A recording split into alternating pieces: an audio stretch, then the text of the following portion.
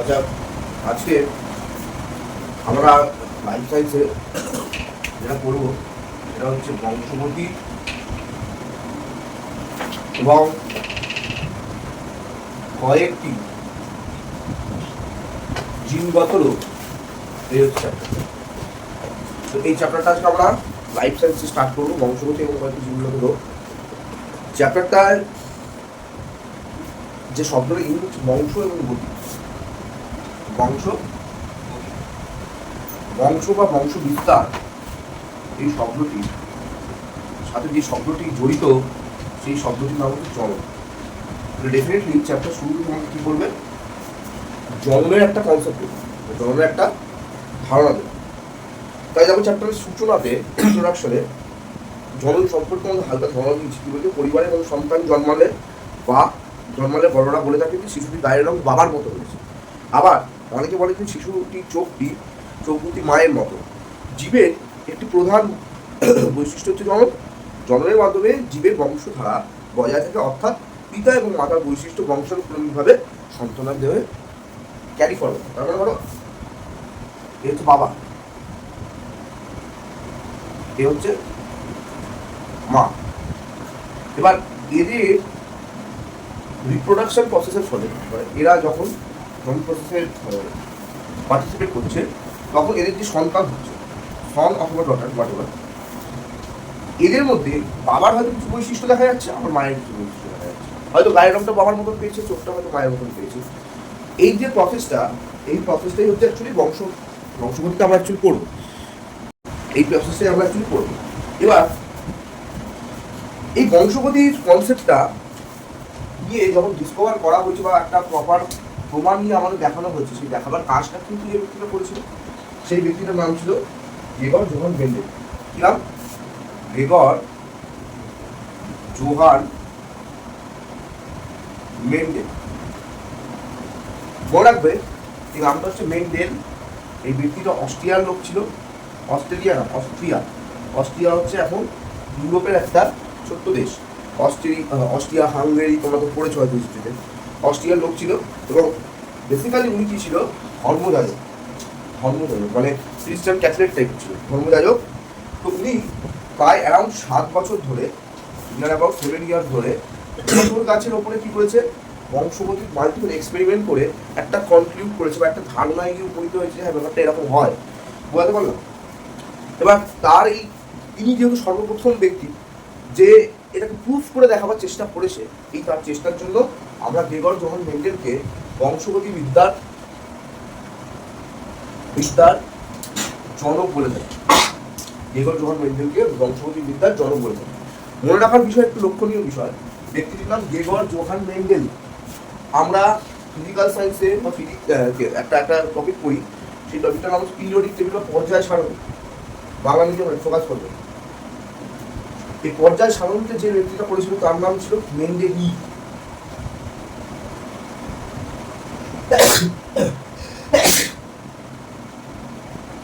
তার নাম ছিল মেন্ডেলি।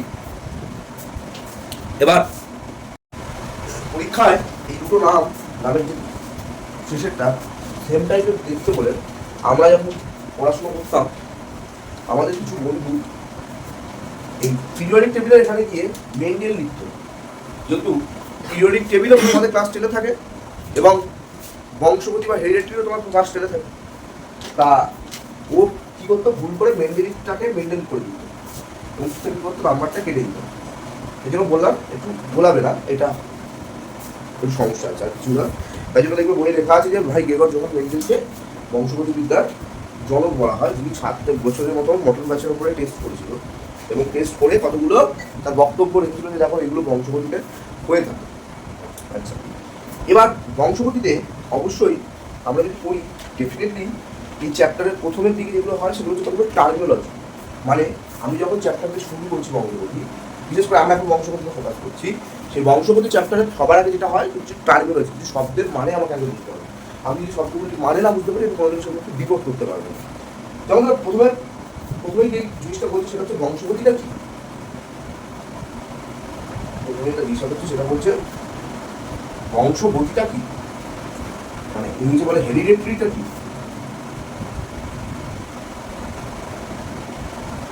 একদম সহজ ডেফিনেশন হচ্ছে বংশগতি মানে হচ্ছে যে যে প্রক্রিয়ায় পিতা বা মাতার বৈশিষ্ট্যগুলি সন্তান সন্ততিতে সঞ্চারিত হয় তাকে বলা হয় বংশগতি। আমি এই শব্দটাকেও যদি ভাঙি, বংশ প্লাস গতি, গতি মানে কি যেটা চলমান বা যেটা চলছে, বংশ মানে কি, বংশ মানে হচ্ছে আমার পরবর্তী প্রজন্ম। তার মানে এমন প্রসেস যেই প্রসেসে আমার পরবর্তী প্রজন্মে আমার কিছু বৈশিষ্ট্য ক্যারি ফরওয়ার্ড হবে, সেই প্রসেসটার নামই হচ্ছে হেরিডিটারি বা বংশগতি। বলতে পারলাম। বংশগতির পরে যে জিনিসটা পড়তে হয় বা জানতে হয় সেই জিনিসটা হচ্ছে আমার প্রকরণ বা ভেদ। এই প্রকরণ বা ভেদ দুটো শব্দ হয়, একটা প্রকরণ অথবা ভেদ ভার্সেস মিউটেশন। মিউটেশন এই গল্পগুলো বলতে বলতে আমি অনেকবার বলেছিলাম। মিউটেশন কোনো একটা লিভিং অর্গান তার ডিএনএতে চেঞ্জ করে এবং যথেষ্ট তাড়াতাড়িও করতে পারে শরীরকে বাঁচানোর জন্য। সেখানে আমি করোনা ভাইরাসের এক্সাম্পল দিতাম যে করোনার সময় করোনার মাল্টিপল স্ট্রেন দেখা গেছিল। এর মানে কি মাল্টিপল স্ট্রেন মানে করোনা নিজেকে বাঁচাবার জন্য তার জেনেটিক চেঞ্জ করছিল, এটাই ছিল করোনার মিউটেশন। বাট ভেদ বা প্রকরণটা কি? একদম সহজ ভাষায় বলতে গেলে, ধরো আমিও মানুষ, তুমিও মানুষ, আমরা দুজনেই মানুষ। এই দুজন মানুষের মধ্যে নিশ্চয়ই সব কিছু সেম নেই। হয়তো আমি বেশি মোটা, তুমি পাতলা, হয়তো আমি বেশি কালো, তুমি বেশি ফর্সা। অর্থাৎ তোমার আর আমার মধ্যে যে জিনিসটা পার্থক্য করাচ্ছে সেই বৈশিষ্ট্যগুলোর রেসপেক্টেই যে জিনিসটা হয় তার নাম হচ্ছে ভেদ বা প্রকরণ। ভেদ বা প্রকরণ, তাই জন্য প্রকরণের একটা সিনোনিম বা সেম শব্দ হয় ভেদ। ভেদ শব্দটা এই কারণে এসেছে যে ডিস্টিংগুইশ করা যায়, বুঝতে পারলাম টার্মিনোলজি। এই প্রকরণের সৃষ্টি মাল্টিপল কারণ হয়। প্রকরণ সৃষ্টির একটা কারণ হচ্ছে মিউটেশন নিজে, দেখবে বইয়ে লেখা আছে প্রকরণ সৃষ্টি মাল্টিপল কারণ। প্রথম কারণ হচ্ছে মিউটেশন নিজে, জিনের সংযুক্তি এবং যথেষ্ট নিষেধ। এই তিনটে পয়েন্ট বই কিন্তু বলছে যে ভাই এই তিনটে কারণে প্রকরণ হতে পারে। তো প্রথম যে কোশ্চেনটা যেটা দেখছো সেটা হচ্ছে দেখো বলছি মিউটেশন। মিউটেশন অলরেডি বলেছি যে ভাই কোনো জীবের ক্রোমোজোম সংখ্যার পরিবর্তন। ক্রোমোজোম আমরা ক্রোমোজোম কীভাবে পড়েছিলাম, একটা উলের বলের মতো বলেছিলাম উলের বলটা হচ্ছে ক্রোমোজোম, এর একটা সূত্র হচ্ছে ডিএনএ। এই ডিএনএর মধ্যে যে কোশ্চেনগুলো বংশগত বৈশিষ্ট্যকে ক্যারি ফরওয়ার্ড করছিল সেইগুলোকে আমরা কি বলছিলাম, জিন। মনে করি যে তাই জন্য বলছিলাম আমি ডিএনএ বলেছি, ওরা বলছে ক্রোমোজোম। তাহলে কোনো জীবের ক্রোমোজোম সংখ্যার পরিবর্তন এবং ক্রোমোজোমের গঠনের পরিবর্তন ও ক্রোমোজোমের মধ্যস্থ জিনের পরিবর্তনের কারণে জীবের যে চারিত্রিক বৈশিষ্ট্য যে হঠাৎ এবং স্থায়ী পরিবর্তন হয় সেটাকেই মিউটেশন বলে। যেমন আমি করোনার এক্সাম্পলটা সবাই এই কারণে বলি, হঠাৎ একটা শব্দ ইউজ করছি মিউটেশনের ক্ষেত্রে। শব্দটা কি? হঠাৎ এবং স্থায়ী পরিবর্তন। হঠাৎ এবং স্থায়ী পরিবর্তন, ইনস্ট্যান্ট এবং সেটা থেকে যাচ্ছে। যেমন করোনা, যেমন খবরে বলতো ব্রাজিলে আবার একটা করোনা নতুন স্ট্রেন পাওয়া গেছে, ইন্ডিয়াতে একটা নতুন হয়তো পুরোনো স্ট্রেন চলছে। তার মানে কি ব্রাজিলে যে করোনা ভাইরাসটা ছড়িয়ে গিয়েছিল সে নিজেকে মিউটেন্ট করেছে জিনের মধ্যে এবং নিজেকে বাঁচিয়ে রাখার চেষ্টা করেছে। তাই হঠাৎ এবং স্থায়ী পরিবর্তন করছে, যার জন্য ওই করোনা ভাইরাসটা ভারতবর্ষের করোনা ভাইরাসটার থেকে আলাদা হয়ে যাচ্ছে, ডিস্টিংগুইশ হয়ে যাচ্ছে, অর্থাৎ তাদের মধ্যে প্রকরণ দেখা যাচ্ছে। তার মানে ভেদ বা প্রকরণ সৃষ্টির জন্য মিউটেশন অত্যন্ত একটা গুরুত্বপূর্ণ প্রসেস। আর এটা মিউটেশনের জন্য আমার কিন্তু ভেদ অথবা প্রকরণ হয়।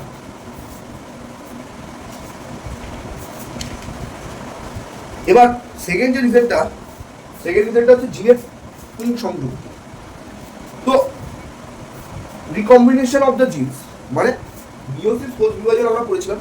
সেই মিওসিস কোষ বিভাজন পদ্ধতিতে যখন প্রক্রিয়া ক্রসিং ওভার হয়, যখন ক্রস হওয়ার ফলে গ্যামেটে জিনের নতুন যে সজ্জা বিন্যাস ঘটে।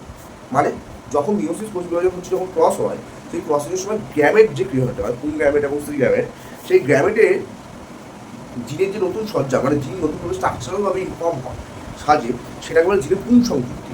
পুং সংযুক্তি মানে কি? পুং মানে হচ্ছে পুনরায়, পুং, হ্যাঁ, বা এটাকে আমরা প্রনাউন্স করছি, আমি অ্যাকচুয়ালি পুরো প্রনাউন্স করছি, এটাকে বলে পুনঃসংযুক্তি। পুনঃসংযুক্তি মানে কি? যেটা আবার রিকম্বিনেশন হওয়া পসিবল, যখন জেনেটিকভাবে রিকম্বিনেশন হচ্ছে সেটাকে বলা হচ্ছে পুংসংযুক্তি। দেখবে এখানে লেখা আছে জিনের পুংসংযুক্তি, এই একটা পয়েন্ট। আর একটা হচ্ছে যথেচ্ছ নিষেধ। যথেচ্ছ নিষেধ মানে র্যান্ডম ফার্টিলাইজার। ধরো র্যান্ডম ফার্টিলাইজারের গল্পটা কেমন? ব্যাপারটা হচ্ছে যখন নতুন সজ্জা বিশিষ্ট দুটি বিপরীত গ্যামেটের জীব। এবার দেখো যথেচ্ছ নিষেধ মানে হচ্ছে র্যান্ডম ফার্টিলাইজেশন।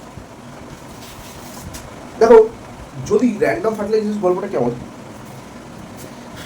একদম গোদা এবং আক্ষরিক অর্থ যদি বলি, র্যান্ডম ফার্টিলাইজেশন র্যান্ডম হচ্ছে ব্যাপারটা, মানে যেটা অনেক বেশি হচ্ছে। বলে কি বলছে, নতুন সজ্জা বিন্যাস বিশিষ্ট দুটি বিপরীতধর্মী গ্যামেটের মিলন বা নিষেকের ফলে জীবের বৈশিষ্ট্যের যে পরিবর্তন ঘটে এবং নতুন বৈশিষ্ট্যের আবির্ভাব ঘটে। নতুন সজ্জা বিশিষ্ট দুটি বিপরীতধর্মী গ্যামেট, কিছু মাথায় ঢুকলো না। এবার আমি একটু নেগেটিভ হয়ে যাই, সব মাথায় ঢুকে যাবে। দেখো, ধরো আমি রাশিয়ায় গেছি, তাই তো রাশিয়ায় কাজে গিয়ে ধরো 2 বছর রাশিয়াতে কাজ করেছি। তার মানে এটা হচ্ছে নবীন, ও কি করেছে, রাশিয়ার কাজে গিয়ে রাশিয়ার একটা মেয়ে, সে মেয়েটা জাতি নাম দিলাম, ধরো রানী, রাশিয়ার রানী। ও যাই হোক, আমি রাশিয়া গিয়ে পুতিনের মেয়েকে পুতিন নিয়েছি, পুতিন ডটার। তো আমরা কি করলাম, প্রেম করলাম 2 বছর। প্রেম করার পরে কি করলাম, আমরা বিয়ে করলাম। বিয়ে করার পরে কি করলাম, আমাদের যে সন্তানটা হলো, এবার কনসেপ্ট হলো, আমি কি ইন্ডিয়ান, ও কি রাশিয়ান। আমাদের দুজনের মধ্যে ডেফিনেটলি ক্রোমোজোমে ডেফিনেটলি কিছু চেঞ্জেস আছে, দুটো সেম না। যথেচ্ছ বা র্যান্ডম ফার্টিলাইজার এটাই বলছে, যখন নতুন সজ্জা বিন্যাস বিশিষ্ট, দেখো এই একটা নতুন গল্প, একটা নতুন গল্প, দুটি বিপরীত ধর্মী, একটা ছেলে একটা মেয়ে গ্যামেট যখন নিষেধ করে, মানে নিষেধ করে আমাদের যখন বিয়ের পরে আমরা যখন আমাদের যখন সন্তান জন্ম দেওয়ার সময় এসেছে, যখন নিষেধ হয়েছে ওই প্রসেসে, তখন এই আমার বাচ্চাটার মধ্যে একটা অদ্ভুত নতুন টাইপের বৈশিষ্ট্য ক্রিয়েট হচ্ছে। এই নতুন বৈশিষ্ট্যটা আমার বাচ্চাটাকে ইন্ডিয়ান এবং রাশিয়ান এই দুটো ভ্যারিয়েন্টের থেকেই আলাদা করছে। এইটাকে বলা হয় যথেচ্ছ নিষেধ বা র্যান্ডম ফার্টিলাইজেশন, যেখানে কি করা হচ্ছে, এটা একটা কারণ হচ্ছে তোমার প্রকারণ বা ডেথ সৃষ্টি হওয়া, বুঝতে পারলাম। এই 3টে কারণ বই রয়েছে, এই 3টে কারণকে আমি নিজের মতনভাবে এক্সপ্লেন করবার চেষ্টা করলাম। এবার হচ্ছে দেখো, প্রকরণের অনেকগুলো প্রকারভেদ রয়েছে। দেখো প্রকরণে কি আছে, অনেকগুলো প্রকারভেদ আছে। প্রথমটা সবাই একটু বই থেকে নোটিস করে দেখো, প্রথমটা যেটা হচ্ছে, একটা হচ্ছে ধারাবাহিক প্রকরণ, একটা হচ্ছে বিচ্ছিন্ন প্রকরণ। তাহলে প্রকরণকে ক্লাসিফাই করছে কিভাবে, দুভাবে। প্রকরণকে ক্লাসিফাই করা হচ্ছে দুভাবে, একটা হচ্ছে ধারাবাহিক আর একটা হচ্ছে বিচ্ছিন্ন। ব্যাপারটা কেমন, ব্যাপারটা হচ্ছে এরকম, ধারাবাহিক প্রকরণের ডেফিনেশন বইয়ে বলছে, বহুজীব ও পরিবেশের মিলিত প্রভাবে যে প্রকরণ সৃষ্টি হয় তার ধারাবাহিক প্রকরণ বলা হয়। এসব প্রকরণ নিয়ে একটি ধারাবাহিকতা লক্ষ্য করা যায়, যেমন মানুষের গায়ের রং, দেহের উচ্চতা।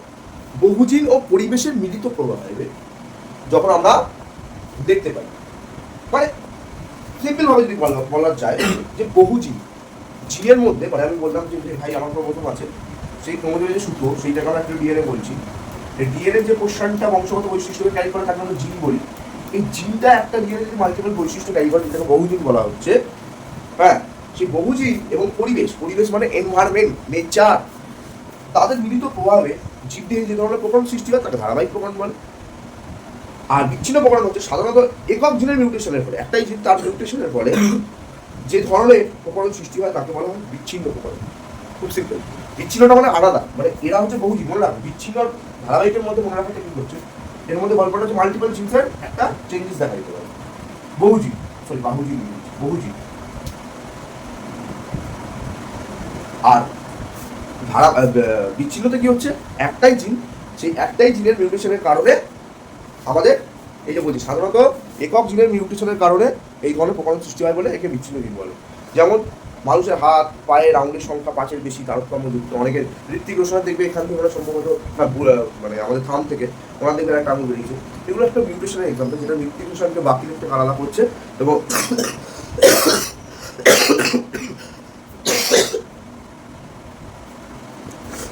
বাকিদের থেকে আলাদা হচ্ছে, এটাকে বলা হয় বিচ্ছিন্ন প্রকরণ। এবার এই প্রকরণটাই দেখো, কোষ অনুযায়ী 2 ধরনের হয়। আবার একটা হয় দেহজ প্রকরণ, কিসের ভিত্তিতে, কোষের ভিত্তিতে, দেহজ প্রকরণ। আরেকটা কি, আরেকটা বলছে জননগত প্রকরণ। মনে রাখবে এটা কিসের রেসপেক্টে বলছে, এটা বলছে কোষ অনুযায়ী প্রকরণ, মানে নাম্বার অফ কোষ বা কোষের ভিত্তিতে প্রকরণকে যদি আমরা ক্লাসিফাই করে দুটো হয়, একটা দেহজ প্রকরণ, একটা জননগত প্রকরণ। দেহজ প্রকরণ বলছে যে দেহ কোষ ডিপ্লয় টুয়েলের জিন ও ক্রোমোজোমের পরিবর্তন ঘটলে সেই পরিবর্তন পরবর্তী জমিতে সঞ্চালিত হতে পারে না।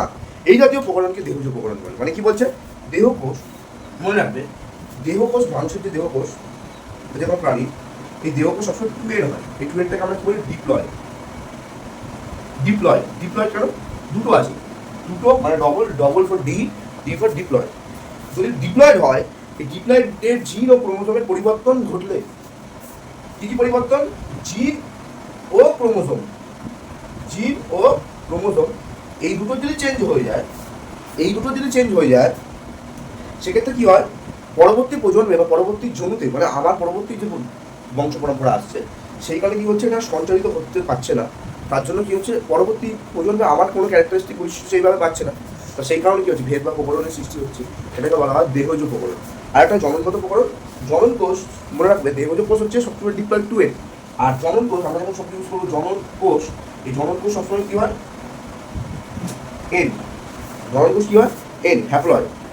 অর্থাৎ গ্যামেট তৈরি হওয়ার সময় গ্যামেটের ক্রোমোজোম ও নিচেকে জিনের পরিবর্তন ঘটলে সেই পরিবর্তনে পরবর্তী পুরুষগুলিতে সঞ্চারিত হয় এই জাতীয় প্রকরণকে জন্ম। মানে একদম সিম্পল ব্যাপার।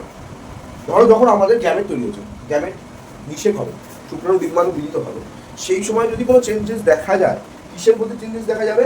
সেই সময় জিনে এবং ক্রোমোজোমের যদি আমরা পরিবর্তন দেখতে পাই ওই প্রসেসটা চলাকালীন, তখন কি হয়, ওই পরিবর্তনটাই যখন নিষেকটা হবে, যখন শুক্রাণু এবং ডিম্বাণু মিলিত হবে, এর ফলে যে আমার বাচ্চাটা হবে, যেটা ক্রিয়েট হবে, তখন কি হবে, তার মধ্যে আলাদা ব্রাহ্মণের বৈশিষ্ট্য, আমরা মানে যে বৈশিষ্ট্যটা অলরেডি এখানে চেঞ্জ হওয়া শুরু করেছিল এই প্রসেসে, সেটাই ক্যারি ফরওয়ার্ড হবে। এটাকে বলা হয় জননগত প্রকরণ। During of the process of the জনন এই জিনিসটা, গল্পটা হচ্ছে, বুঝতে পারলো?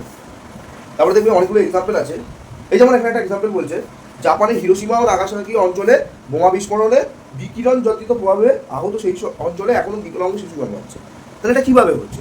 ব্যাপারটা হচ্ছে, যখন জাপানে বোমটা ফেটেছিল, ওই সময় হিরোশিমা আমেরিকা যে পরমাণু বোম ইয়ে করেছিল, তার যে রেডিয়েশনটা ওই সময় যারা প্রেগনেন্সি ছিল তাদের মধ্যে গেছে, তারা তো প্রেগনেন্ট হয়েছিল, বা কেউ হয়তো ফার্টিলাইজ হয়েছে বা প্রেগনেন্ট হয়েছে, কারণ 5 মাস সমাজ বাড়ে না।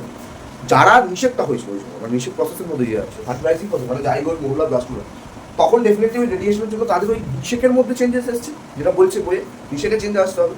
সেই চেঞ্জেসটা পরবর্তী জন্মতে গেছে, মানে সেই ছেলেটার মধ্যে গেছে, সেই ছেলেটা যখন বিয়ে করেছে বা পরবর্তী প্রজন্ম এসেছে, সেইখানে ওটা ক্যারি ফরওয়ার্ড হচ্ছে এখনো। সেটাই বলছে এটা একটা বেস্ট এক্সাম্পল অফ দ্য জননগত প্রকরণ, বুঝতে পারলো? তারপরে দেখবে প্রকরণের কতগুলো এক্সাম্পল আছে, যে মুক্ত সংযুক্ত কানের লতি, রোলার ও স্বাভাবিক জীব। মানে অনেকের কানের লতিটা দেখবে এরকম খোলা, মানে টাচ নেই, অনেকেরটা দেখবে এরকম জুড়ে থাকে, তাদেরকে বলা যুক্ত। আমার কাছে একটা ছেলে পড়তে আসতো, নাম হচ্ছে গরু, শুভঙ্কর মন্ডল, ওর কানটা জোড়া, যদি ছবিটাকে আমি মানে লাগিয়ে দেবো স্ক্রিনে, বেস্ট এক্সাম্পল দেখবে, হেভি দেখবে। আর অনেকের হচ্ছে কানটা খোলা, হ্যাঁ, মানে সাধারণত খোলাই থাকে। এই যে মুখ যেটা যাদের যুক্ত, তারা একটা এক্সাম্পল অফ দ্য প্রকরণ। রোলার জিপ, অনেকে জিপকে এরকম করতে পারে, মানে জিপকে রোল করতে পারে। এই রোলার জিপটাও একটা প্রকরণের এক্সাম্পল, যেটা হয়তো অনেকে পারে না, বুঝতে পারলাম? এই দুটো এক্সাম্পল বই রয়েছে, এই রোলার জিপকে দেখবে সবাই। এবার আসো পরবর্তী অত্যন্ত গুরুত্বপূর্ণ মাধ্যমিকের জন্য কিছু কিছু 2 নম্বরের কোশ্চেন আসতে পারে, সেটা হচ্ছে বংশগতি সম্পর্কিত কতগুলি গুরুত্বপূর্ণ শব্দের ব্যাখ্যা। কি কি ব্যাখ্যা শব্দগুলো? প্রথম শব্দ হচ্ছে বৈশিষ্ট্য বা প্রলক্ষণ। দেখবে এই পেজে অনেকগুলো শব্দ আছে, এখনই যে শব্দগুলো বলছি একটু মার্ক করে নাও। একটা হচ্ছে অ্যালিল, আমি বলে লিখে দিচ্ছি, একটু মার্ক করে নেবে। এগুলোকে ভালো করে করতেই হবে, হ্যাঁ, কারণ এখান থেকে এই কনসেপ্টগুলো না বুঝতে পারলে আমি পরবর্তীকালে বুঝতে পারবো না, এবং এখান থেকে পরীক্ষা অনেক কোশ্চেন পড়ে।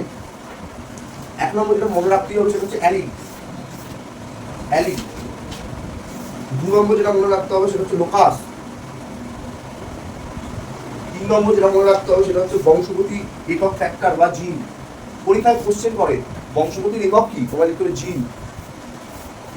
তারপরে যেটা মনে রাখতে হবে 4 নম্বর, এক সংকর ও দ্বিসংকর।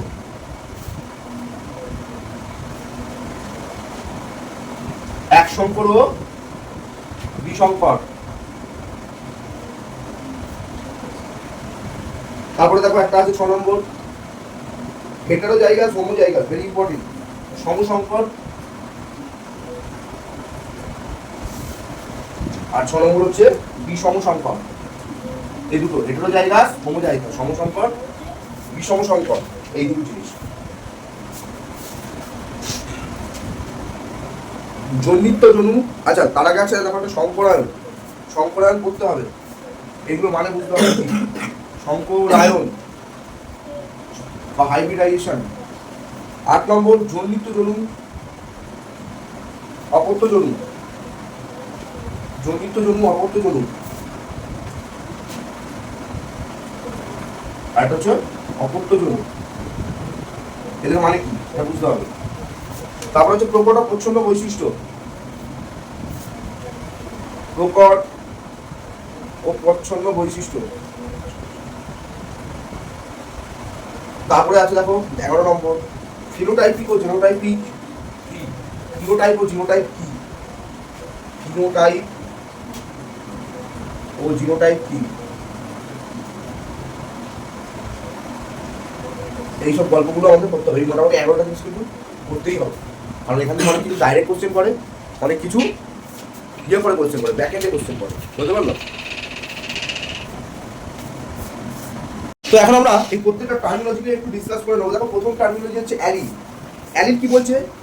সমস্ত ক্রোমোজোমে একই লোকাসে অবস্থিত। আচ্ছা, অ্যালিল বোঝার আগে একটা টার্মিনোলজি বুঝতে হবে, সেটা হচ্ছে লোকাস। আমাদের বইয়ের সিকোয়েন্সটা আছে আগে অ্যালিল পরে লোকাস, কিন্তু আমরা আগে কি বলবো? আগে লোকাস তারপরে অ্যালিল, কারণ লোকাস না পরে অ্যালিলটা বোঝানো একটু ডিফিকাল্ট। লোকাস কি বলছে? জিনগুলি মানে হচ্ছে প্রকৃতপক্ষে ডিএনএর বেস দৈর্ঘ্য বা নিউক্লিওটাইডের দৈর্ঘ্য ক্রোমোজোমে রৈখিকভাবে সজ্জিত থাকে। জিনগুলি ক্রোমোজোমের মধ্যে, এটা আমরা সবাই জানি। জিন কোথায় থাকে? ক্রোমোজোমের মধ্যে। ক্রোমোজোমে রৈখিকভাবে সজ্জিত থাকে। নির্দিষ্ট ক্রোমোজোমে যে নির্দিষ্ট অংশে জিন বৈশিষ্ট্য জন্য দায়ী জিন থাকে তাকে আমরা লোকাস বলি। ভালো করে বুঝুন। নির্দিষ্ট ক্রোমোজোমে যে একটা ক্রোমোজোম যদি এই কাজের জন্য নির্দিষ্ট হয়, নির্দিষ্ট ক্রোমোজোমে যে নির্দিষ্ট অংশে, ক্রোমোজোমের যে নির্দিষ্ট স্পেসিফিক অংশে নির্দিষ্ট বৈশিষ্ট্যের জন্য, তিনটে নির্দিষ্ট, যে নির্দিষ্ট ক্রোমোজোমের সেই ক্রোমোজোমের নির্দিষ্ট অংশে যে নির্দিষ্ট কাজের জন্য দায়ী যে জিন আছে তাকে ওই জিনের লোকাস বলা হয়। আবার বলি, লোকাসটা কিভাবে মনে রাখবো? মনে রাখবে ক্রোমোজোম, ধরো অনেকগুলো ক্রোমোজোম যদি থাকে, সেই অনেকগুলো ক্রোমোজোমের মধ্যে ধরো একটা ক্রোমোজোম, এটা একটা নির্দিষ্ট ক্রোমোজোম। এই নির্দিষ্ট ক্রোমোজোমের নির্দিষ্ট অংশে, মাল্টিপল নির্দিষ্ট অংশ আছে, নির্দিষ্ট অংশের মধ্যে যে নির্দিষ্ট কাজের জন্য দায়ী জিন থাকে। ধরো এখানে একটা জিন রয়েছে, এখানে একটা জিন রয়েছে, এখানে একটা জিন রয়েছে। এই দায়ী জিনগুলোকে এই যে পজিশনটা যেখানে থাকছে সেটাকে তার লোকাস বলছে। লোকেশন টু লোকাস, এটা এইভাবে মনে রাখবে, বুঝতে পারলো? লোকাস। এবার লোকাসের পরের টার্মিনোলজিটা দেখো অ্যালিল। ওপরে আসো, বলছে সমস্ত ক্রোমোজোমের একই লোকাসে অবস্থিত। মানে সমস্ত ক্রোমোজোম, এই ক্রোমোজোমের একই লোকাস, ধরো এই লোকাসটাতেই অবস্থিত, একই লোকাসে অবস্থিত বিপরীত ধর্মী বৈশিষ্ট্য নির্ধারণকারী। ধরো এখানে আছে জিন 1, এখানে আছে ধরো জিন 2, মানে জিন 1 যা বৈশিষ্ট্য ধারণ করছে, জিন 2 তার উল্টো, বিপরীত বৈশিষ্ট্য ধারণকারী জিনগুলি জোরকে, মানে জিন 1 এবং জিন 2 এই পেয়ারটাকে, এটাকে আমরা একে অপরে অ্যালিল বলবো। এ ধরো যদি কোনো কিছুকে বাড়াতে হেল্প করে, এ সেটাকে কমাতে হেল্প করে, অর্থাৎ বিপরীত ধর্মী হয়ে যাচ্ছে, বিপরীত ক্যারেক্টারিস্টিক হয়ে যাচ্ছে যেটা করে, তখন এদের পেয়ারটাকে আমরা বলবো অ্যালিল। এটা হচ্ছে পরস্পর অ্যালিল। তারপরে দেখো 4 নম্বর যেটা বললাম যে বংশগতি একক কি? একক হচ্ছে ফ্যাক্টর অথবা জিন। ফ্যাক্টর অথবা জিন বলার কিছু নেই। মনে রাখবে মেন্ডেলের সময় জিন আবিষ্কৃত হয়নি। আমরা যে বললাম গেরবার্ট জোহান মেন্ডেল, যাকে আমরা ফাদার অফ দ্য বংশগতি বলি, সেই সময় এখনো জিনের কনসেপ্টটা আসেনি। পরবর্তীকালে মেন্ডেল বংশগতির একক বা উপাদান হিসেবে যখন জিন ডিসকভার করা হয়েছিল, তখন বলছে ভাই জিন তোকে বুঝতেই হবে, তুই জিন না বুঝিস তুই বংশগতি বুঝতে পারবি না। যেমন অনেকগুলো কোষ নিয়ে হয় অনেকগুলো কলা, অনেকগুলো কলা নিয়ে হয় একটা অঙ্গ, অনেকগুলো অঙ্গ নিয়ে হয় একটা তন্ত্র বা একটা সিস্টেম নিয়ে হয় অনেকগুলো সিস্টেম নিয়ে হয় একটা হিউম্যান বডি বা একটা জীবদেহ। সেরকম তার মানে যে কোনো লিভিং জীবের একদম বেসিক ইউনিট কি? কোষ। তো জীবদের গঠনগত কার্যগত এককে কোষ বলে, একদম বেসিক ইউনিট। সেরকম বংশগতির বেসিক ইউনিট কি নিয়ে গল্প করছি? জিন নিয়ে। তো জিনকে মেন্টালি বলবো যে জিন হচ্ছে একদম বেসিক ইউনিট, জিনকে আমরা বংশগতির একদম বেসিক ইউনিট হিসেবে চুজ করবো। আচ্ছা,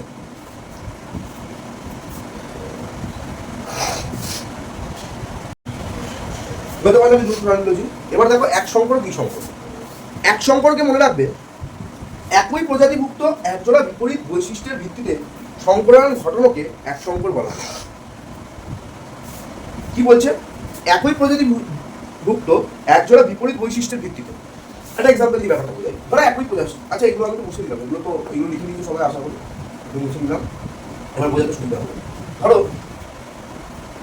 লঙ্কা, বা উনি যে এক্সাম্পলটা কি বলছে মটর গাছ। যদি আমরা মটর গাছ নিই দুটো, একটা হচ্ছে লম্বা মটর গাছ, একটা হচ্ছে বেটে মটর গাছ। লম্বা মটর গাছ একটা বেটে মটর গাছ। লম্বা মটর গাছ ক্যাপিটাল টি দিয়ে বলে, বেটে মটর গাছ স্মল টি দিয়ে বলে। এদের মধ্যে যখন নিষেধ করেছিল, মানে ক্রস ঘটিয়েছিল, এর ফলে এই যে প্রসেসটা মনে রাখবে, মটর গাছ কিন্তু একই প্রজাতি, এও মটর গাছ এও মটর গাছ, একই প্রজাতিযুক্ত কিন্তু বিপরীত ধর্মী, মানে একটা লম্বা একটা বেটে, এদের মধ্যে যখন রিসেক্স প্রসেস ঘটানো হচ্ছে এটাকে আমরা বলি এক সংকর বা মোনোহাইব্রিড ক্রস।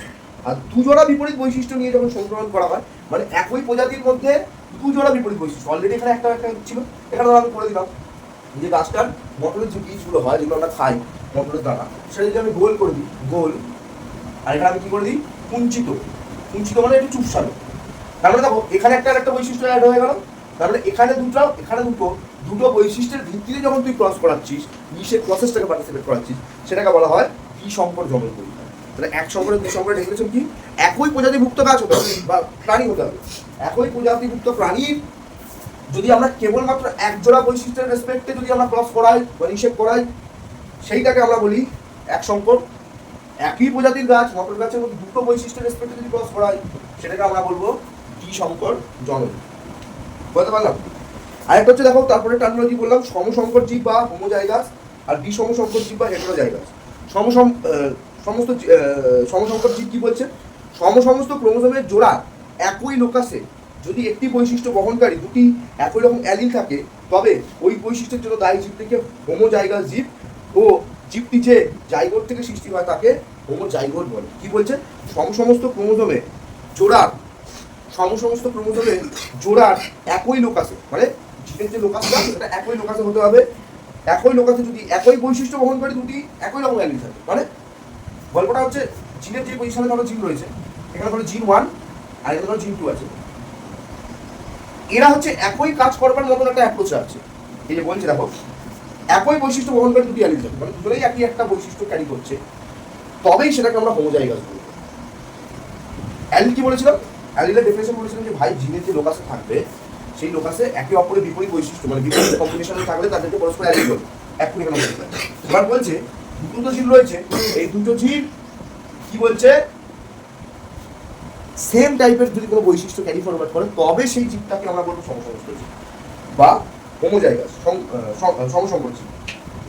যেমন বলছে বিশুদ্ধ লম্বা আর বিশুদ্ধ বেটে, দুটোর মধ্যে দেখো একটা এক্সাম্পল দিয়েছে, এবং এই যে জীবটা, এই জীবটাকে বলা হয় হোমোজাইগাস জীব, আর আর ওটা দিয়ে যে সৃষ্টি হয় তাকে আমরা বলি হোমোজাইগোট। এবার হচ্ছে দেখো বিষমসংকর জীব অথবা হেটেরোজাইগাস। তাহলে এখানে গল্পটা কেমন হচ্ছিল? এর যে এক্সাম্পলটা কি বললো, দেখো বেটেটা যদি বিশুদ্ধ হয়, স্মল টি দিয়ে দেখাচ্ছ, এটা একটা রিপোর্ট করছে, এটা একটা রিপোর্ট করছে, দুজনেই ছোট, এদেরকে আমরা বলছি সমসংকর জীব বা হোমোজাইগাস। পরেরটা বলছে সেম একই লোক আছে কিন্তু বিপরীত বৈশিষ্ট্য যুক্ত দিতে, আমি যদি বলি সংকর লম্বা, কান্ডগুলো ইউজ করছি দেখো সংকর লম্বা, সেইখানে কি আসছে একটা ক্যাপিটাল টি একটা স্মল টি, দুটো আলাদা আলাদা জিনিস, এদেরকে বলা হয় হেটেরোজাইগাস বা বিষম। বাট এখানে দেখো দুটো স্মল টি ছিল, যদি কেউ বলছে লম্বা, বিশুদ্ধ লম্বা, তাহলে বিশুদ্ধ লম্বার ক্ষেত্রে কি থাকবে? ক্যাপিটাল টি দুটো দেখো সেম টাইপের থাকবে, সেটাই এরা বলবার চেষ্টা করছে। এবার পরের টপিকটা আসলে দেখো সংকরায়ন বা হাইব্রিডাইজেশন। কি বলছে? নিকট সম্পর্কযুক্ত ভিন্ন চারিত্রিক বৈশিষ্ট্যযুক্ত দুটি জীবের মধ্যে যৌন জননের সম্পাদন প্রক্রিয়াকেই সংকরায়ন বলা হয়। নিকট সম্পর্কযুক্ত ভিন্ন চারিত্রিক বৈশিষ্ট্যযুক্ত দুটি জীবের, আরে ভাই আমি মানুষ, আমি যখন রিপ্রোডাকশন প্রসেসে যাবো ডেফিনেটলি মানুষের সাথেই যাবো, এটা তো ন্যাচারাল বিষয়। তার মানে আমার এবং আমি যার সাথে রিপ্রোডাকশন প্রসেসে যাচ্ছি আমরা কিন্তু আলাদা, ভিন্ন চারিত্রিক বৈশিষ্ট্য, আমার চারিত্রিক বৈশিষ্ট্য আলাদা, তারও চারিত্রিক বৈশিষ্ট্য আলাদা। এবং আমরা যখন যে যৌন জনন সম্পাদন প্রক্রিয়াটাই যাচ্ছি, সেই প্রক্রিয়াটার নামই হচ্ছে অ্যাকচুয়ালি হাইব্রিডাইজেশন বা সংকরায়ন। যেমন এখানে মটর গাছ দিয়ে বলছে লম্বা ও বেটে মটর গাছের মধ্যে ইতর করা। দেখো দুটোই মটর গাছ, একটা লম্বা একটা বেটে, একটা লম্বা একটা বেটে, এরা যখন পার্টিসিপেট করছে ফার্টিলাইজিং প্রসেসে, এইটাকে আমরা বলবো সংকরায়ন। দেখো আমি কিন্তু বলিনি মটর গাছ আম গাছ হবে, সংকরায়ন ডেফিনেশন বলছে একই প্রজাতিভুক্ত হতে হবে কিন্তু বিপরীত চারিত্রিক বৈশিষ্ট্যযুক্ত হলেও হবে, সেম হলেও হবে, বিপরীত হলেও হবে, মানে ইন্ডিয়ান রাশিয়ান হলেও হবে, কিন্তু মানুষ হওয়াটা ক্রাইটেরিয়া। এবং ইন্ডিয়ান রাশিয়ান যখন রিপ্রোডাকশন প্রসেসে আসছে, সেই প্রসেসটাকে আমরা বলবো সংকরায়ন। বলতে পারলাম? সেই প্রসেসটা হচ্ছে আমার সংকরায়ন। তারপরে দেখো বিশুদ্ধ জীব ও সংকর জীব। যে জীব বংশ পরম্পরায় একই বৈশিষ্ট্য বজায় রাখে তাদেরকে বিশুদ্ধ জীব, মানে একদম সিম্পল কোডটাকে মুছে বলি। ধরো বিশুদ্ধ বেটে, বিশুদ্ধ, এই দেখো বিশুদ্ধ শব্দ ইউজ হচ্ছে, বিশুদ্ধ বেটে, একে ডিকোড করা হয় স্মল টি স্মল, ওকে দেখো স্মল। যদি বলা হয় বিশুদ্ধ লম্বা, এটাকে কিভাবে লেখা হয় বংশপতিতে? ক্যাপিটাল টি, কারণ বিশুদ্ধ শব্দ ইউজ হচ্ছে, দুটোই ক্যাপিটাল হবে, বিশুদ্ধ বেটে হচ্ছে দুটোই স্মল টি হবে, নোটেশনের জন্য। এই ধরনের জিনিসপত্রকে বিশুদ্ধ জীব বলে। অলরেডি আমরা বললাম না হোমোজাইগাস হেটেরোজাইগাস, সেই গল্পটাই লিখে পড়েছে। আর সংকর জীব কি? সংকর জীবটা হচ্ছে তুই যখন ক্রস করিস, মানে আমি যদি বলি সংকর লম্বা, কান্ডোলজিটা দেখো, সংকর লম্বা এই শব্দটা ইউজ করছে, হাইব্রিড হাইটের রেসপেক্টে ক্যাপিটাল টি স্মল টি যাচ্ছে, ক্যাপিটাল টি স্মল টি, বুঝতে পারলাম? মনে রাখবে একই প্রজাতির অন্তর্গত দুটি বিপরীত বৈশিষ্ট্য, দেখো একই প্রজাতির গাছ, মটর গাছ, একটা লম্বা একটা বেটে, তাদের মধ্যে যখন তুই ক্রস ঘটিস, ধর একটা গাছ এত বড় একটা গাছ ছোট, তাদের মধ্যে তুই যখন ইসে ঘটিছিস, ক্রসিং ঘটিছিস, সেই ক্রসিংটাকে অ্যাকচুয়ালি বলা হচ্ছে সংকর ক্রসিং, মানে হাইব্রিডাইজেশন রেসপেক্টে সংকর জীব পাই। হ্যাঁ, এবং এই সংকর জীব তার পিতা মাতার অপেক্ষা কিন্তু উন্নত হয়। কেমন আমরা পড়েছিলাম না লাইগার কি পড়েছিলাম, লায়ন প্লাস টাইগার, এদের যে হাইব্রিড করা হয়েছে, দুজনে কি, দুজনে কোন ফ্যামিলি থেকে আসছে? Big cat family. দুজনে কি থেকে আসছে? বিগ ক্যাট ফ্যামিলি, বিড়ালের বংশ। এই দুটো বিড়ালের বংশের মধ্যে তুই কি করেছিস? হাইব্রিড করেছিস, দুটোই বিড়াল, ক্যারেক্টার এর আলাদা, এদের হাইব্রিড করে কি করছে? লাইগার। বলছি লাইগারটাই হয়ে যাবে আমার সংকর জীবের মধ্যে একটা পার্ট। এবং এই লাইগারটা তার পিতা এবং মাতা, মানে লায়ন এবং টাইগার ফ্যামিলির থেকে লাইগার যথেষ্ট উন্নত হবে, এটাই বলছে তোকে এই পার্টটা। তারপরে দেখো পরের পয়েন্ট আছে জন্মিত্ব জনু। জন্মিত্ব জনুটা কি?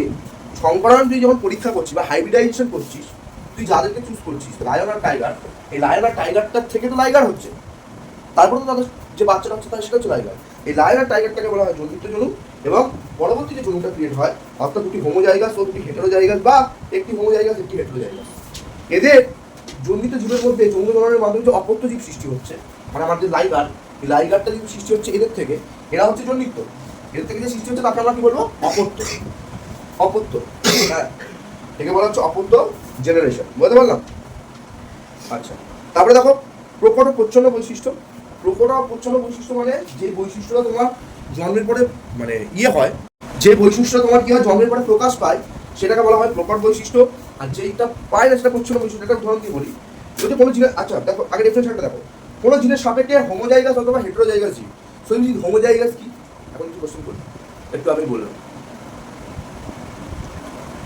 হোমোজাইগাস কি, এখনই বললাম যে হোমোজাইগাস কি, এইগুলোকে হোমোজাইগাস বলি, যাদের মধ্যে সেম ক্যারেক্টার থাকে। হেটেরোজাইগাস কি? বিষম, একটা ক্যাপিটাল টি একটা স্মল টি, এটা হচ্ছে হেটেরোজাইগাস।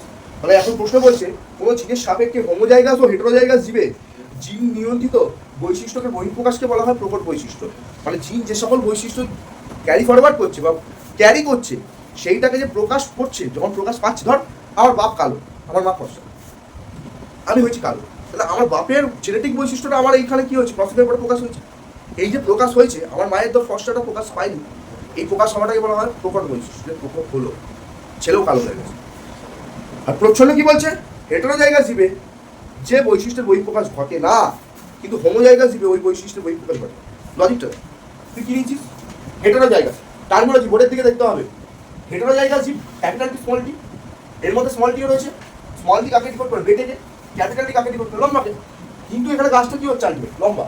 অর্থাৎ একটা হেটেরোজাইগাস জীবের ক্ষেত্রে তার কেবলমাত্র যে বৈশিষ্ট্যটা প্রকাশ পাচ্ছে, হেটেরোজাইগাস জীবে দেখো বলছে যে যে বৈশিষ্ট্য বহিঃপ্রকাশ ঘটছে না, যেমন এটা এই মানে বেটেটা প্রকাশ করছে না, লম্বাটা প্রকাশ করছে, তাই তুমি বলছো সংকর লম্বা, যেটা বহিঃপ্রকাশ ঘটছে না, কিন্তু হোমোজাইগাসের জীবে ওই বৈশিষ্ট্য বহিঃপ্রকাশ ঘটে। আরে হ্যাঁ, ডেফিনেটলি ঘটবে, বিকজ হোমোজাইগাসের দুটোই তো স্মল টি রয়েছে, এর ঘটছে, তাই তাকে বেটে। এইটাকে আমাকে বলছে প্রচ্ছন্ন বৈশিষ্ট্য। এগুলো কিন্তু টার্মিনোলজিগুলো বুঝতে হবে, পরীক্ষা কোশ্চেন করবে, একদম হেটেরোজাইগাস হোমোজাইগাস না দিতে প্রকট প্রচ্ছন্ন বৈশিষ্ট্য হয়ে যাবে।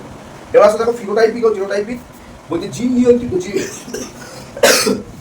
জিন নিয়ন্ত্রিত জীবের বাহ্যিক বৈশিষ্ট্যকে ফিনোটাইপিক বলা হয়, এবং জীবের ফিনোটাইপিক নিয়ন্ত্রণকারী জিন সংযুক্তি বা জিন বিন্যাসকে ফিনোটাইপ বলে।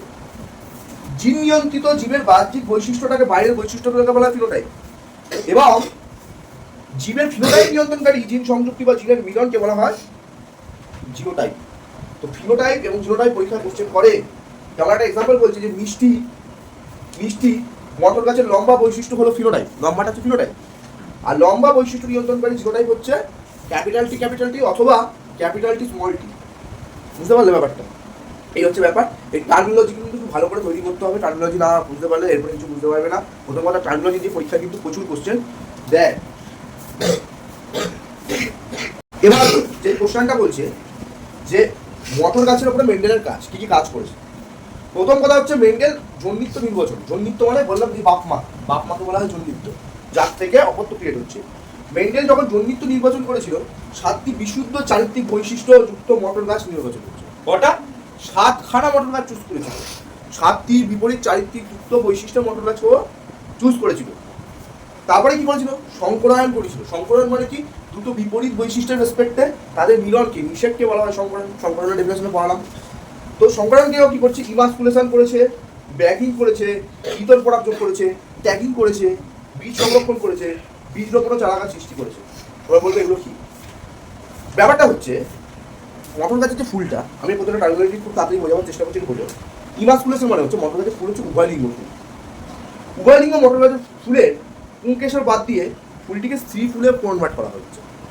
উভয়লিঙ্গ ফুল মানে মটর গাছের ফুলের ভেতরে কি থাকে? পরাগধানী, পুংধানী আর ডিম্বাশয়। পুংকেশরটাকে কেটে দিচ্ছে, কেটে কি করছে? ওটাকে ফুলটাকে কমপ্লিট চেঞ্জ করে দিচ্ছে স্ত্রী ফুলে। মানে উভয়লিঙ্গ প্রপার্টিকে হারিয়ে ওকে কমপ্লিট কনভার্ট করছে স্ত্রী ফুলে। করার পরে ও কি করছে? ওগুলোকে ব্যাগিং করছে। ব্যাগিং মানে একটা ক্যারি ব্যাগে, ধরো এই জায়গাটা মুছলাম একটু, মানে যখন উভয়লিঙ্গ ফুলের থেকে একলিঙ্গ ফুলে কনভার্ট করেছে, মানে এই মটর গাছটা, হ্যাঁ, এই মটর গাছ ধরে ধরো ফুলটা রয়েছে, এই ফুলটা কি করেছে? ও ব্যাগ করেছে, মানে একটা প্লাস্টিকের ক্যারি ব্যাগ দিয়ে আটকে রেখেছে। কেন আটকে রেখেছে? যাতে অন্য কোনো গাছ থেকে পরাগ এসে না এখানে করতে পারে। মানে অন্য গাছটা তো এখনো পুরুষের ওই কনসেপ্টটা রয়েছে, অন্য গাছের ফুল। তাহলে সে সব ধর একটা বিশাল, ওই যে আমি মটর গাছ নিই, অনেকগুলো মটর গাছ, তার মধ্যে কোন ফুলটা আমি ব্যাগিং করছি কি বুঝতে পারছি না। তো সেটা করতে পারে বলে ও কি করেছে? ওটাকে ব্যাগিং করেছে, মানে একটা প্লাস্টিকের ক্যারি ব্যাগের মধ্যে ঢুকিয়ে রেখেছে। তারপরে কি করেছে? ট্যাগিং করেছে। ট্যাগিং মানে ট্যাগ দেয় না, যে আমার পোস্টার লাগিয়েছে, কি করেছে? যে এক সংকর না দ্বিসংকর তা জানার জন্য তাকে ট্যাগ করেছে। আমি এটাকে এক সংকরের জন্য চুজ করবো, মানে এক সংকরকে মনে রাখবে F1 জনু বলা হয়, দ্বিসংকরকে F2 জনু বলা হয়। আমি এক সংকরের জন্য চুজ করবো না দ্বিসংকরের জন্য চুজ করবো। তারপরে কি হচ্ছে? ওখানে যখন ফল ক্রিয়েট হচ্ছে, সেই পরিপক্ক যে মটরের যে দানাগুলো, সেগুলো কালেক্ট করছে। সেগুলোকে কালেক্ট করার পরে কি হচ্ছে? এই মটরের দানাগুলো, যেটা কড়াইশুঁটি বলি বা মটরশুঁটি, এই মটরশুঁটিগুলোকে আবার মাটিতে পুঁতে ওখান দিয়ে গাছ পেয়েছে। এবার ও কি করছে? 3 নম্বর, সংকর উদ্ভিদের স্বনির্দেশ। মেন্ডেলের জন্মিত জনু থেকে F1 জনু, F1 জনুতে উৎপন্ন গাছগুলি স্বনিষেধ ঘটিয়ে F2 জনু ঘটিয়েছে। মানে দুটো হয়, একটা হচ্ছে স্বনিষেধ। স্বনিষেধ মানে যখন গাছ নিজের থেকে নিষেধ করে, মানে তুই কোনো এখানে হেল্প করিস না গাছকে। গাছ বায়ুর মাধ্যমে পরাগযোগ হতে পারে বা যে কোনোভাবে পরাগযোগ হয়ে করছে। আর একটা হয় ইতর ইতর পরাগযোগ, যেটা হচ্ছে ধর তুই তুলির সাহায্যে গিয়ে পরাগ নিয়ে অন্য ফুলে গিয়ে যখন তুই ফার্টিলাইজ করাচ্ছিস, এটা হলো ইতর পরাগযোগ। তা ও কি করছে? এক সংখ্যক জন্মের ক্ষেত্রে F1 এ গিয়ে কি করছে? স্বনিষেধ ঘটাচ্ছে। আর তারপরে F2 পাচ্ছে, এখানে যেটা পাচ্ছে সেটা হচ্ছে F2, বুঝতে পারলি ব্যাপারটা? সেটাই বলছে। এবং F2 জন্য উদ্ভিদ সৃষ্টি করছে। এবার তার পরের পয়েন্টটা দেখো, বলছে মেন্ডেলের সাফল্যের কারণ কি, কারণে মেন্ডেল এত পপুলার হলো বা তার সাফল্য পেলো এই কাজের ভিত্তিতে, সেটাকে একটু বুঝতে হবে। দেখো দেখো বলছে সংকরণ পরীক্ষার সময় মেন্ডেল মটর গাছের 7 জোড়া বিপরীত বৈশিষ্ট্যের মধ্যে 1 জোড়া বা 2 জোড়া বিপরীত বৈশিষ্ট্য নিয়ে বারবার পরীক্ষা করে। বলে না যে মানুষ তখনই সফল হয় যখন মানুষ 10টা কাজকে 10 বার না করে একটা কাজকে 10 বার করার চেষ্টা করে। দুনিয়াতে যত লোকই সফল আছে যে কোনো ফিল্ডে, দেখবে বিরাট কোহলি তার নিজের একটা ড্রাইভ শট, কভার ড্রাইভ, যেটা বিরাট কোহলি খুব ফেমাস, সেই ড্রাইভ শটটা কিন্তু ও হয়তো অনেক কোটি কোটি বার প্র্যাকটিস করেছে, তবে গিয়ে আজকে ওই রকম একটা কভার ড্রাইভ মারতে পারে। রোহিত শর্মা, পুরী সবাই প্র্যাকটিস করেছে। আজকে বিরাট কোহলি 14টা শটই যদি র্যান্ডম প্র্যাকটিস করতো, তাহলে হয়তো প্রাপ্ত না, ওই শটটা ওর হাতে গ্রিপ আসতো না। তাহলে র্যান্ডম প্লেয়ারের মতন, যেমন হার্দিক পান্ডিয়া, কোনো শটই নেয়, মানে কোনো ক্লাসিফিকেশন শট নেই, ও খালি মারবে, স্পেশালিস্ট। তাহলে কি ও এইভাবে প্র্যাকটিস করেছে? তার মানে একই জিনিসের উপরে যখন তুই মাল্টিপল প্র্যাকটিস করবি তবেই কিন্তু সাকসেস পাবি। তাহলে ওর সাকসেসের মেন যে কিটা বলছে, ও মটর গাছে 7 জোড়া বিপরীত বৈশিষ্ট্যের মধ্যে 1 জোড়া বা 2 জোড়া বিপরীত বৈশিষ্ট্য নিয়ে বারবার কাজ করেছে। এটা একটা মেন সাফল্যের কারণ। সেকেন্ড বলছে, সব ক্ষেত্রেই তিনি জন্মিত উদ্ভিদের বিশুদ্ধ বৈশিষ্ট্য নির্বাচন করেন। সব ক্ষেত্রে তিনি কি করেছে? জন্মিত উদ্ভিদের বিশুদ্ধ বৈশিষ্ট্য নির্বাচন করেছে। যে ভাই তুই যেমন ধরো লায়ন আর টাইগার, এর মধ্যে একটা বিশুদ্ধ পিওর কোনো একটা ক্যারেক্টারকে দেখেছে, ভাই লায়নের হয়তো কেশর আছে, টাইগারের নেই, মানে এরকম স্পেসিফিক বিশুদ্ধ বৈশিষ্ট্যগুলো কিন্তু উনি ক্যাটাগরাইজ করেছেন। প্রতিটি পরীক্ষাতেই তিনি 3 জনু F3 পর্যন্ত পর্যবেক্ষণ করেছেন। F1, F2, F3 এই 3টে জনুও চেক করেছিল। আমরা F2 অব্দি বেসিক্যালি করবো আমাদের সিলেবাসে। বেশি সংখ্যার অপত্য বিশ্লেষণ করে মতবাদ বা সূত্র প্রতিষ্ঠার চেষ্টা করে। মানে ও যখন এত অপত্য পেয়েছে, এত মটর গাছ মাল্টিপল F1 F2 পেয়েছে, ও সেখান থেকে নিজের থিওরি দেওয়ার চেষ্টা করেছে, ভাববার চেষ্টা করেছে। আজকে যদি আমি কোনো থিওরি বলি তাহলে ডেফিনেটলি আমাকে ভাবতে হবে, পর্যবেক্ষণ করতে হবে। এইসব চেষ্টাগুলো ও করেছে। অনুপাত নির্ণয়ের জন্য গাণিতিক সম্ভাবনা তত্ত্ব মনে আছে? ছোটবেলায় আমি বারবার বলতাম, ক্লাস নাইনে একটা চ্যাপ্টার ছিল সেট, রিলেশন, ম্যাপিং, এবং এর সাথে একটা চ্যাপ্টার ছিল প্রবাবিলিটি থিওরি। এই প্রবাবিলিটি থিওরিকে বলা হয় গাণিতিক সম্ভাবনা তত্ত্ব। এত সম্ভাবনা হতে পারে যদি টস করি, হেড করার প্রবাবিলিটি কি বা টেন প্রবাবিলিটি, ওটা অঙ্ক করে বলা যায়। আজকে বৃষ্টি হওয়ার প্রবাবিলিটি বলা যায়, এটা বলা হয় প্রবাবিলিটি থিওরি। এই প্রবাবিলিটি থিওরির হেল্প নিয়ে দেখো বলছে ও গাণিতিক সম্ভাবনা তত্ত্ব, রাশিবিজ্ঞান, স্ট্যাটিস্টিক্সের হেল্প নিয়ে ওর একটা রেশিও জেনারেট করবার চেষ্টা করেছিল। যে মেন্ডেল কোনো পরীক্ষাতে 3:1 ও কোনো পরীক্ষাতে 9:3:3:1 এই অনুপাত পাননি বা পেয়েছে, এগুলো নিয়ে ও কাজ করার চেষ্টা করেছিল।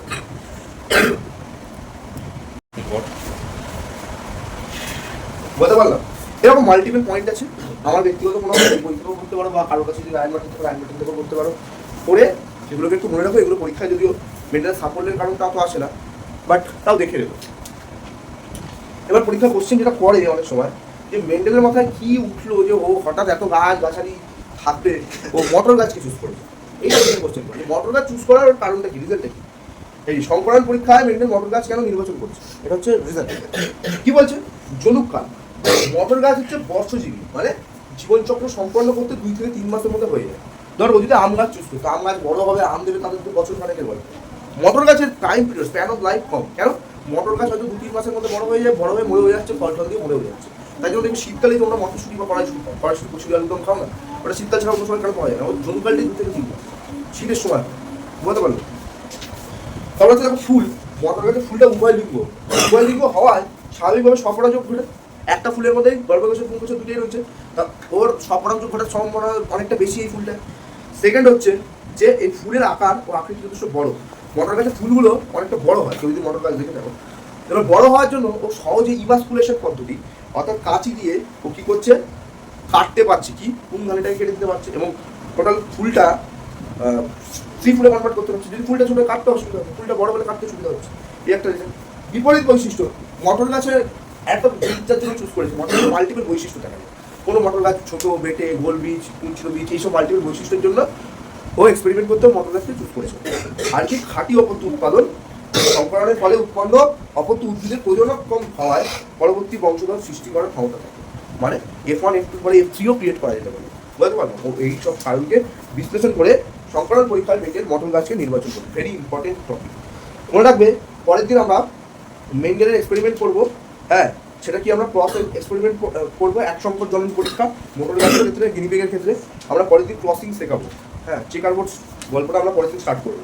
কিন্তু বারবার বলছি, এই টপিকটা ঢোকার জন্য এর আগের টপিকগুলো কিন্তু প্লিজ পড়ে এসো। এই কনসেপ্টগুলো লাগবে, F1 F2 ওখানে রিপিট হবে, তখন কিন্তু আর বলতে পারবো না যে ওগুলো বলতে পারলাম। ঠিক আছে, আজকে ক্লাস এখানে এন্ড করলাম।